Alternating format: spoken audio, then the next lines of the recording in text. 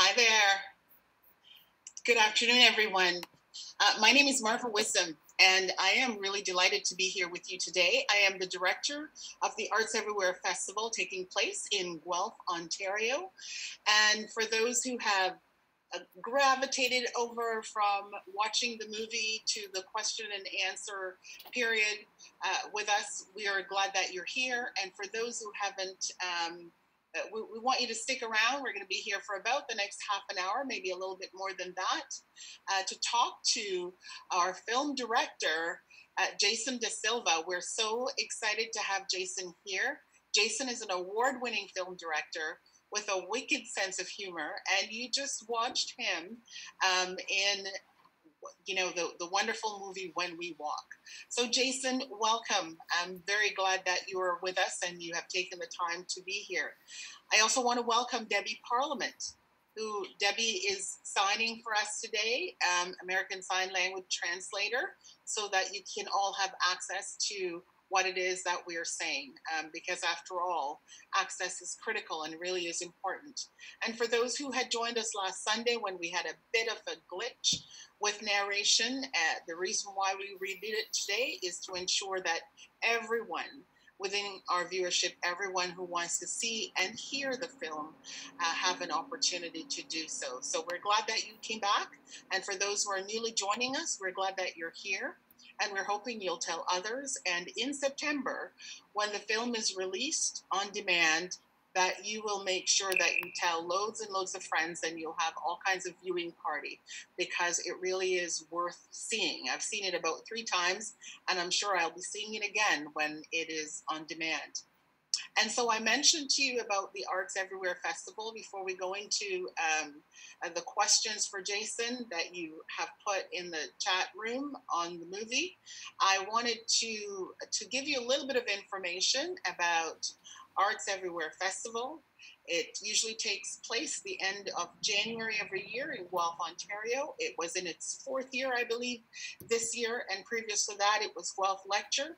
And so Arts Everywhere Festival is a part of the Arts Everywhere platform for artistic experimentation and exploration of the fault lines of modern society. So what we work to do is across the world collect stories that focuses on social justice issues, not just stories, but any expression of the arts, to ensure that voices that usually are not heard have a platform to be heard, and stories that are usually not heard and told, there's an opportunity for those stories to be told through the arts in various ways. So we're really delighted and excited that one of the stories that we really wanted to tell is Jason's story and Jason's journey. And he's going to be sharing some of that with us through AXS Lab, and AXS Lab is one of our partners in bringing this to you. It is Jason's not-for-profit company, and he's going to be talking to you about that.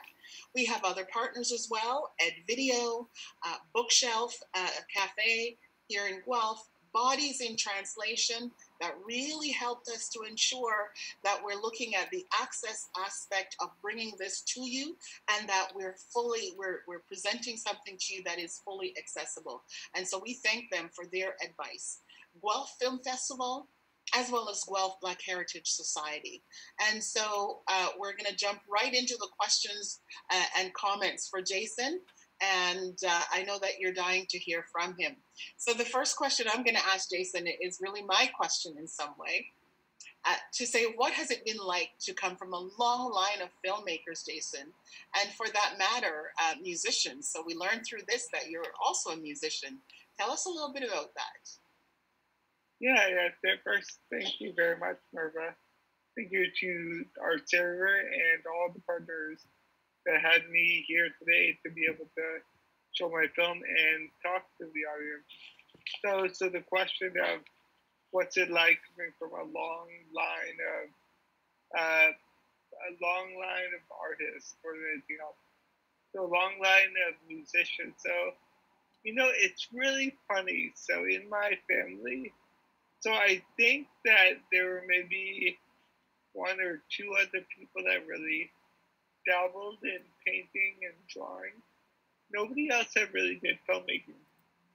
But I come from a long line of musicians. So music in my family and playing the piano goes back 4 generations, I think. So going all the way back to Africa, East Africa. Before that was in India. Before that was even in Pakistan. So it's just a long history of musicianship in my life, and I think that that's what helped me become the first ever filmmaker in my family. Was really I took all the history of musicianship and then combined it with my appreciation and love of visual storytelling, and that's what I am today.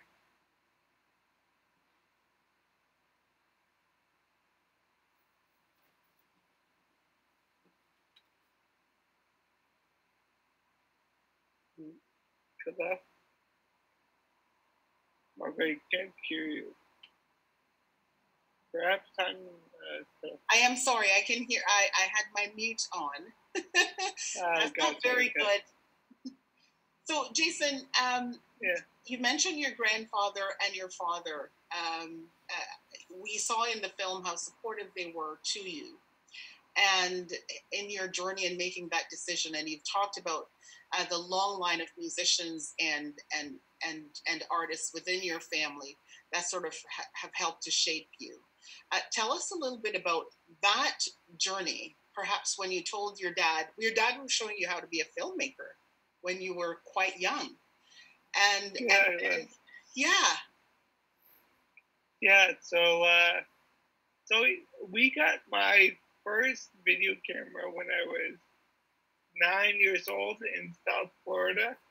Yeah. So we got our first video camera from the school he was teaching at, and it was a brand new thing at that time. So home video cameras was something that nobody even thought of before that or had access to before that. And then before that, it was always music. So I grew up with piano being played around my house with my dad. But even before my dad was my grandfather. Then before that was even my great-grandfather. So music was alive and well in my household. And I think that music translates to film really seamlessly for somebody like myself that can really look at the editing or some of the work that I do, almost like playing the piano and music notes as well. So I think it's another creative medium. But for me, as a filmmaker and a musician, the two go hand in hand. Mm-hmm. And so where did you get your sense of humor from? You were going to name your son Sundance. Imagine being on stage and getting one of your first really significant awards. And when they asked the question, you answered, I'm going to name my son Sundance. And then when you got your wheelchair, I have to say that when you got the motorized wheelchair, you're driving down the street and then saying, look, Ma, no hands. Where do you get that sense of humor from? I don't know. That's funny. So, like, I think I've always just been like that. So I always do find the humor in things just because life is so crazy as it is. So especially during this time, like during the COVID-19 time, and I think it's really important to find the humor in life. So everything that I've been going through with MS, it's really important to have and share with others humor with the situations that I have. So maybe I guess the answer to that is that I should have taken a second career as a stand-up comedian. maybe that was my real calling. I don't know. You have your backup plan, but I think you're doing so well in filmmaking, having won an Emmy as well, that you don't have to worry about that backup plan. But we enjoy your sense of humor. And of course, your mom the wonderful person that she is. You call her Miss Positivity. And last week I asked you about your mom and dad and how they've influenced you. Tell us your mom and the impact on your life with her positivity and her outlook. She's really no nonsense. Yeah, I don't think that she's always positive. You know, she is Miss Positivity, but I say that I say that because sometimes she just lays it how it is, right? So it's positiveness, but there's a sense of honesty and like truthfulness that is really great that my mom does. Mm-hmm. And I think it's just the no nonsense, as you said. So I think it's like the no nonsense approach that really helped me become who I am, but also helped me. You know, I think that because I had that as growing up, I think I had to find the humor in things in life. Yes. So because I was truthful and honest and was always taught that, is that you have to layer it with like some sense of humor because life is just that way. Mm-hmm. Yeah. So thank you, Jason. So she is who she is what she is. Thank you for that. I'm sure she's listening somewhere, and she'll chat with you about it after. Yeah, she will. One of the questions that one of our viewers asked was about your son's name. Why did you name him what you named him? They wanted to know about his name. I can assume, but yeah, that's right. Yeah, so Alice and I, when we had our son, when we knew it was son, so we named it after me. So rather than Jason Jr., we named him Jason. So, but it's spelled Jase, not Jace, because it's supposed to be like a Jason Jr., but with the name Jace. Mm-hmm. It really suits him, and it suits the film as well. Oh, thanks. You talk about your crazy family, and you talked about your mom and dad and celebrating Jace's birthday. It sounds like your family unit has been a real strength for you. Even if you're apart, you're still find time to be together. How important is that to you to have that family contact and that family togetherness in what you're going through? Yeah, I think that's critical. I think that for me, I'm lucky that I've been able to get this far because I do have like a rich, strong family. So I think that family is critical to getting me to where I am today. But hopefully, ideally, it's going to be for the rest of my life. And the only way I am what I am is through the supports that I receive from my family. Thank you, Jason. I'm going to change it around a little bit and ask you about your dream. You said in the movie that you dream of a world where that is 100% accessible. And you dedicated your Emmy to peoples with disability. And for those folks that are listening from Bodies in Translation, I know that they would say differently abled as a term. You started your not-for-profit AXS Lab to work toward this goal of 100% accessibility in your lifetime. And you told us last time a little bit about AXS Lab and AXS Map, but you also talked about AXS Map 2.0. Can you share, for those who are newly listening to us and new to watching the film, about AXS Lab and AXS Map, and of course AXS Map 2.0? Yeah, definitely.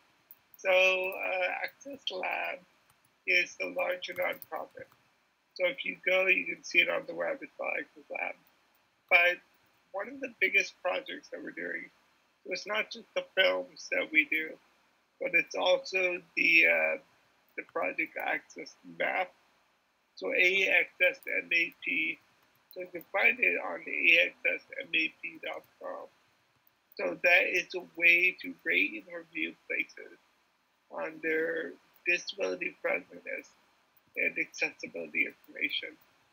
So AXS Map 2.0 is we just did a new launch of the site. It's really nice. It was done in collaboration with some really big partners. And yeah, we work with Google every year. We're not doing it this year because of everything going on. But we map places around the world on their accessibility. So we have like some crazy numbers. We have over like 120,000 places that have been rated around the world. So it's really strong. So yeah, so please do get on the website and the new site. So AXSLab.com. We'll make sure that we have that up. I'm sure that Curtis already has it on our website, but we'll make sure that we put that again on our social media to make sure that people are going there and see where is mapped, and perhaps sharing with you places that still need to be mapped that can be put in your priority list. Yeah, that's great. And then my new film, it's a great segue. So my third film, When They Walk, will be featuring some of AXS Map. So that is the third and final film of trilogy, which began with When I Walk, went to When We Walk, and then the third film, which I'm working on right now, it's called When They Walk, and that will feature some AXS Map. Wonderful. Thank you for that, Jason. Very much appreciated. And certainly that's one of the reasons why Arts Everywhere Festival, Arts Everywhere, and of course, Musicetti's Foundation wants to continue our working with you and what you're doing. And I think a dream of having the world 100% accessible, I think it is attainable. And we want it to be attainable in your lifetime. And you haven't, you have spoken directly to your MS and its progression. And you were sharing in the film about the scale and your message to Jace. You talked about where you are now on the spectrum. Are you comfortable sharing that with us, Jason? If you don't want to, that's fine. I just thought that I would ask on behalf of some of the questions that have come up in our chat. Oh, yeah. So it's okay, because I said it in the film itself. So in the film, I really showed the disability scale. So the level of disability that I have. So if it's a scale of 0 or 1 to 10, so I'm at like an 8.59. So I'm pretty close to the end. So the end being death.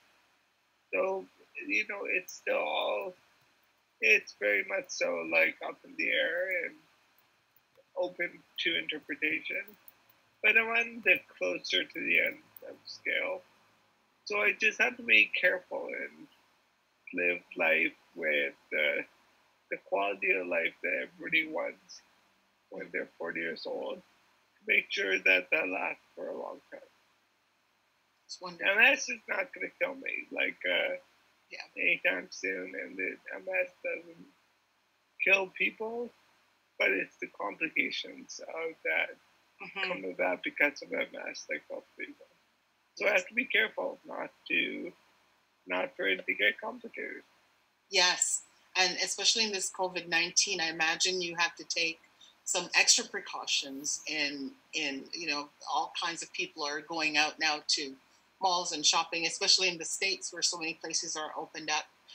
And for you, you probably have to think twice about that. Yeah, like a good example of that is the time that I'm spending with Jace is drastically reduced because of all of this.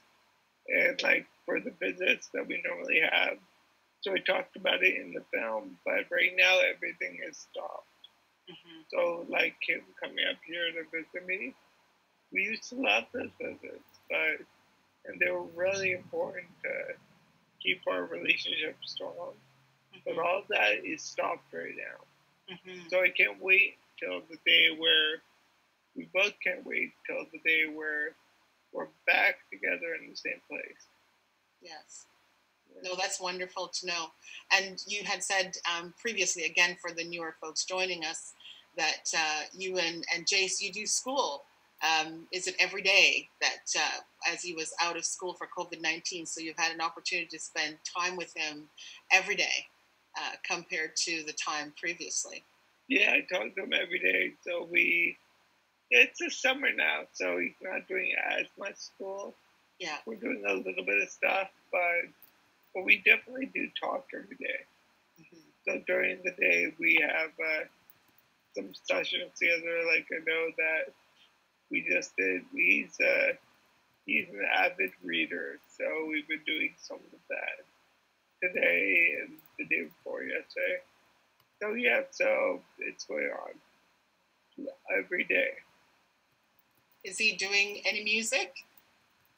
Yeah, he's actually.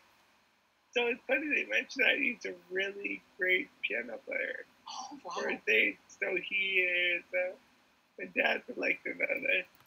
So I just got off the phone with him, and he started playing improv. So like for example, he started playing a song. He got really great at it, and he learned all about improv. So he uses like improvisation of jazz chords, and he uses the same chords for the actual song, but he does improv, so he uses a different set of notes. But it's awesome. He's learning that at 7 years old. He's learning what improv is. That's really cool, because he was doing filming as well with you, wasn't he? Yeah, he is. And, I think that, so it's harder to really teach him how to film without us being in the same place. So teaching like all the cameras things, we need to be in the same place to be able to do that. But he knows all so even from you when he was 3, so I'd always be filming around him, so he knows how to. That's really cool. That's really neat to see that. So it's the next generation. He's following in those footsteps. That's special. Yeah, that's right. Yeah. So he's learning music and film, just keeping that going on. It's really nice. That's wonderful. Someone asked Jason, Diego actually is the person who asked, what is the main progress you have seen since you started with AXS Map until today for people with disabilities? Okay, so like from the beginning, so I first created AXS Map in 2004. Then it came about, took a couple tries, but then got a really nice version in 2009. And really, we have, like right now, we have over 100, as I said before, we have over 100,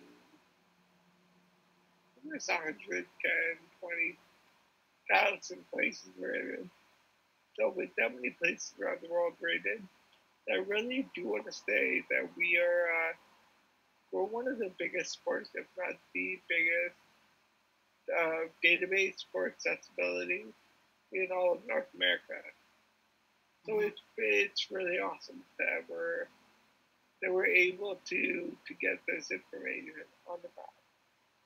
So we're just going to keep going. In progress in that. Thank you, Jason. Someone else, I know I had asked you about COVID-19 and being more cautious.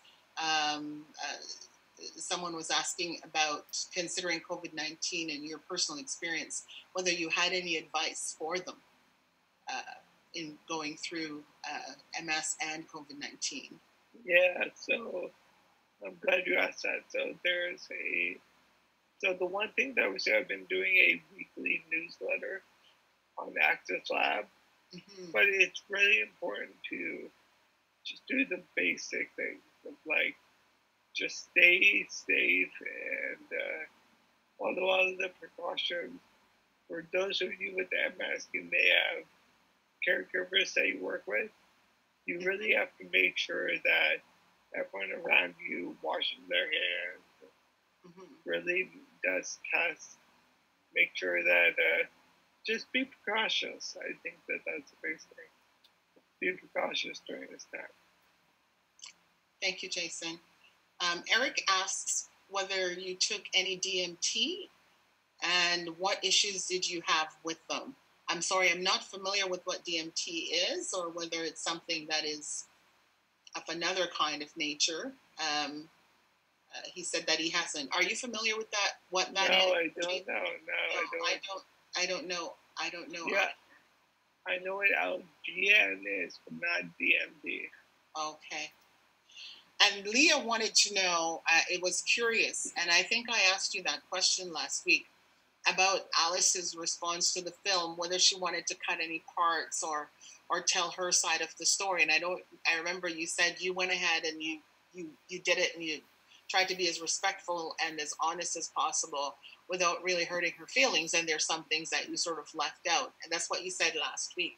Did you want to add anything to that with this question? Yeah, sure. So that's a good question. So Alice just has not been responsive to me at all. So in the way about this piece, during its making, we really wanted to involve her, but she wanted to stay away from it. So she didn't really involve herself in the process of making the film, and that was hard. So it's hard being a filmmaker when one of your subjects just goes off and doesn't want to talk about it. So it's really important to be respectful, respectful of the subject. And I just think that's a larger thing of being a documentarian, to really respect the audience, but also the subject. And that's all I can do with the film. I feel like it worked out okay. Thank you, Jason. Thank you for that. I think it's Toel, Toel 2194 asks, do you wish that you found ways to give Alice respite and bring in new carers earlier on? And someone sort of responded to him and say that you had 4 people at one point that were helping. Yeah, there's not. So there probably, like, looking back on it, I could have done more to make it easier for her. But there's not a lot more that I could have done. So if she even brought it up, I could have done something. But she never brought that up to actually allow me to actually do that. So I was just surviving at the time. Yeah. Looking back, hindsight is 2020, but there's not much I could have done. Jason, probably one of the saddest scenes in any movie that I have witnessed, and I don't know, maybe some of our viewers might even agree, was watching you watch Jace leave. How was that for you, and how did you recover from that moment? Yeah, that's a good question.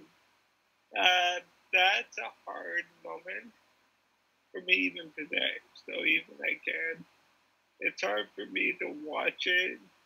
It's hard for me to see him and to see what he was thinking. It's hard for me to watch it downstairs when I'm leaving the apartment building with him. He's like, I want to go with Daddy. I want Daddy to come with me. It's like tragic to me. It's like the saddest thing to even just watch this part. I'm glad that I put it out there in the world, but it's very difficult for me as a father to watch the moment where my son was taken away. And then, what was the second part of that? Well, it was just about leaving and how you recovered and how you processed that after that happened. Yeah. So I don't think I ever recovered. So I think that it's great that I have the film. that I'm sharing with the world, and I'm able to get feedback from other people. But I don't think I've recovered. Like, to this day, I still wish that I was around Jace or Jace was around me. But it's what it is. Like, I can't do anything, at least. So that's the nature of a documentary. So I have some really beautiful things to share with the world. But really, I couldn't do anything about that. Yeah. Someone, you mentioned When They Walk, and that's what you're working on now. Someone was asking if there's an estimated release date of When They Walk. Okay, so that's a good question. So I'm glad that you brought that up, because so the lens tends to be something that is part of these films. So these are cinema verite films. So cinema verite is the old French philosophy that you just shoot, and I shoot with a really good camera. You'll have something good at the end of it all. But they take time. So when I walk, took 7 years. When we walk, took 6 years. So from averaging it out, it's going to take another 5 years. So I don't have a time, but it's going to take that long to be done. So don't hold your breath, I would say. Just stay in touch with what we're doing with AXS Lab. Yes. And AXS Lab as well. Okay, that's really awesome. Now, we talked about your journey around the world in terms of where you grew up, where you got started, and where you landed. And we know that you spent time in Vancouver, and your mom lives in Vancouver and is heading back there, and your dad is in Utah. So there's, and of course your son is in Texas. So there's a lot of cross-country jigging, and you have relatives in Toronto area as well.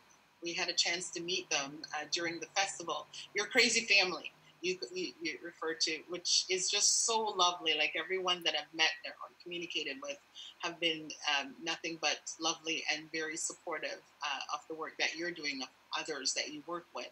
So your mom going back to Vancouver and hoping to fly out on Canada Day. You said that there were different places that you and Alice were looking at living, and you mentioned Toronto and Vancouver. Would you be coming back to Canada anytime soon? Just checking. Yeah. We would love to reclaim you. I lived in New York when I was diagnosed. Then I moved back to Vancouver for grad school at Emily Carr. Then I moved back to New York again. And the reason why I did the final move is because the level of care, the 24/7 care that I get here in New York would not be possible in Canada. So it's anywhere. That's in Vancouver. That's in Toronto. It's not possible. So I'm really lucky here in New York. But and as you can see, so across Canada, I wouldn't be able to do that. But even in Texas, I wouldn't be able to do that. So the film goes into that.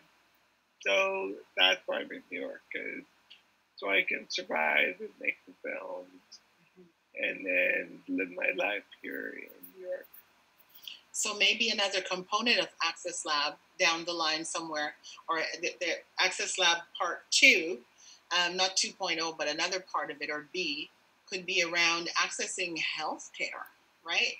In North America or in Canada, and how people work to navigate that. I don't know. I'm just throwing that. Yeah, no, that's really good. So as part of AXS Lab, what I want to do is really come up with different places and the level of care and support for different states and even countries.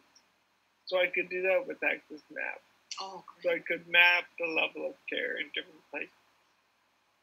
Oh, that's excellent. I had no idea, but that's great news. That really is good to know. And I know there are folks out there, Jason, who want to find ways of helping, of supporting, of contributing to the work that you're doing. And I know you mentioned them going to the website and see what's happening there. How else can they tangibly provide assistance to ensure that this work continues and work to ensure that we have a world that's 100% accessible? What are some things that you want to leave them with? Yeah. So definitely go to AXSLab.org and you can donate there if you feel like it. Or otherwise, go to AXS Map and map some places for accessibility. And that never ends. So it's free to do. It's easy. Just get on the map and map places. That's very tangible, very, very tangible advice, Jason. I'm going to just say a few words just in acknowledgement of our sponsors, again, that I mentioned off the top, and then close. And then the last word is to you, if anything else that you wanted to say, whether to your crazy family or to Jace or to anyone else. But I want to, before you do that, I want to thank our partners. They include Guelph Film Festival. Our presenting partner is the Bookshelf Cafe, of course, with Arts Everywhere Festival, and Music Getty's Foundation as a part of this. We also have support from Ed Video, and again, Bodies in Translation, who has helped us to ensure that we're making this experience fully accessible to all. Gwendolyn is also captioning the conversation that we're having here. And of course, Debbie Parliament is doing American Sign Language and make sure she's translating for us. So we're very appreciative of all of our sponsors. We really do appreciate that they are a part of this. Guelph Black Heritage Society, of course, as well. Want to thank our team at Arts Everywhere Festival, including Curtis and Anna and Sean and Elwood and of course Peggy and everybody else at Arts Everywhere Festival, and the person that brought you to us through Arts Everywhere, Sid Hogue, who lives in New York as well. I heard that you guys are roommates. See, I didn't even get into stories. I'm sure there are lots of stories from your early days. But Sid is just a wonderful managing director for Arts Everywhere platform, and we do appreciate him and appreciate him introducing you to us, because I think you've really enriched our lives.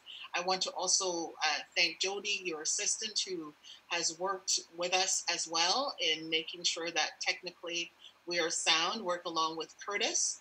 And we're very happy that this film worked beautifully today. And for those who came back from last week, we're glad that you did, and glad that you brought a couple of friends along too. So very honored, Jason. Always really honored to have a conversation with you and email anything. I can feel your positivity through all your communication. I don't think there's any time, even when things weren't working as well as we all would like for it to, that you ever showed any sign of giving up any sort of hope. So you're an incredible person, and we're all the better for knowing you, and we want to continue this relationship. We appreciate it. So I'm going to give you the last word, Jason. So Gwendolyn too, yes. So thank you very much to all the Arts Everywhere staff. Thank you, Marva, for this, and thank you to everybody who made this possible. I just finally want to close by thanking my crazy family. So thank you to my mom, who is here and going back to Vancouver soon. Thank you to my dad, who made this film possible by being in it. Thank you to Chase. So Chase, I don't know when the next time I'll be able to see this, but thank you for being a part of my film. And that's it. So thank you very much, and thank you, importantly, to all the audience that tuned in and watched my film and this story. So thank you. I think we have double the amount, if not, we have over 100 people that tuned in. Yes. Like massive compared to the week before even. Yes. So thank you very much. Thank you, everybody. We're gonna sign off now. Jason, have a wonderful day. Have a wonderful day, Debbie and Wendy, and Gwendolyn and Curtis. Thank you, guys. Bye-bye. Bye.